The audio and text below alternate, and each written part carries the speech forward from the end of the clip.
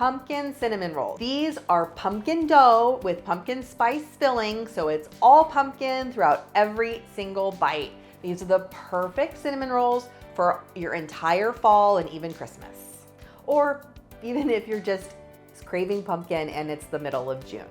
We're using instant yeast today. This recipe is written for instant yeast. And while it is possible to substitute active dry yeast, it's just a little bit different instructions, so make sure that you grab instant yeast. If you're using like Fleischmann's, it's called Rapid Rise. Every brand has an instant yeast type. It's just all called different things. We're gonna start off with 2 cups of all-purpose flour, a teaspoon of salt, 1/3 of a cup of brown sugar, and 1 pack of that instant yeast. When you're using instant yeast, you start with dry ingredients.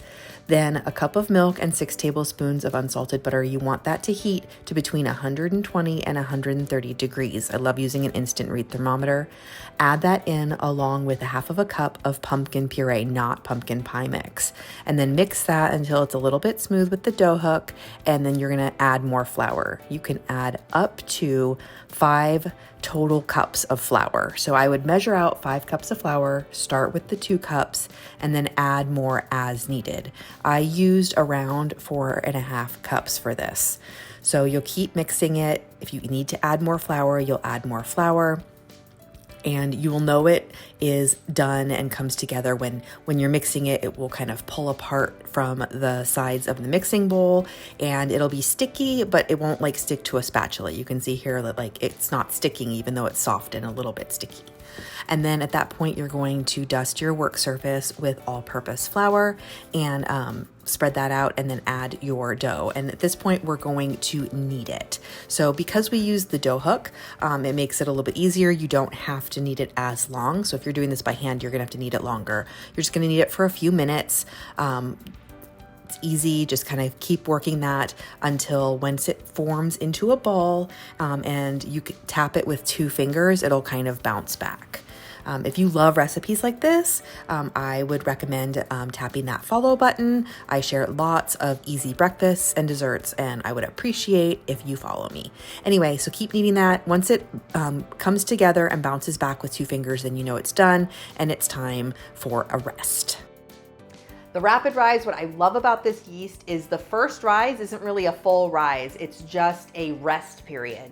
So you're gonna let that rest for 10 minutes while you clean up and get ready to roll out and fill your cinnamon rolls. While that's resting, whisk together 2/3 of a cup of packed brown sugar and a tablespoon of pumpkin pie spice, and then also melt 3 tablespoons of unsalted butter. And then we're going to roll out our dough. So you're going to roll it out into a large rectangle, probably like 10 by 15 or 11 by 14, something like that. It is a very stretchy kind of dough that like wants to bounce back on itself, so just do your best. And then spread it with that melted butter.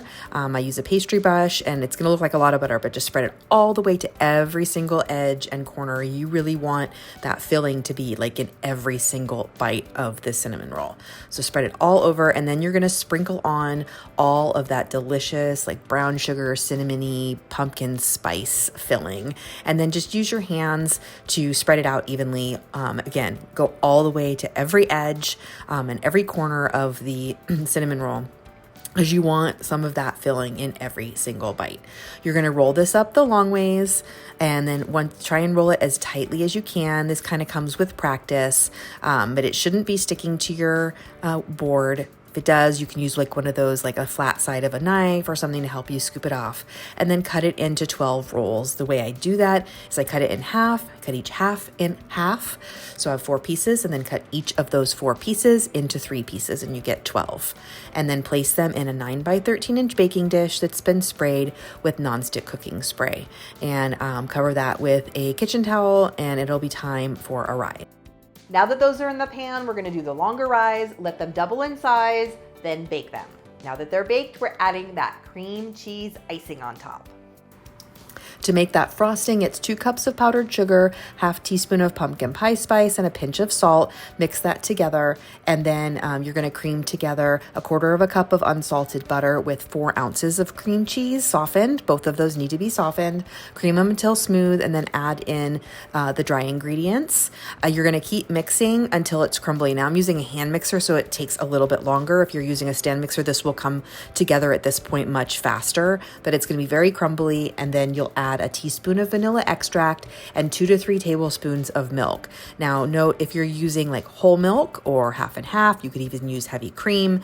The thicker the milk, the more you'll need. So I'm using non-fat milk here, so I only am gonna need about 2 tablespoons for it to come together into this thin icing. I want it not as thick as buttercream or regular cream cheese frosting. I want it a little bit thinner so that it kind of oozes all over the cinnamon rolls, but you can do it however you want. But just remember, like, thicker the milk, the more you'll need. Add that to your cinnamon rolls, spread it out. They should be a little bit warm when you add that frosting. It'll melt all over and be gooey and delicious. These were seriously the best cinnamon rolls I've ever eaten in my entire life. You can see how fluffy these are. That cream cheese icing with that spiced pumpkin, so good. I'm gonna be making these all fall long. If you don't follow me already, be sure to subscribe to my channel and keep watching for even more fall baking recipes.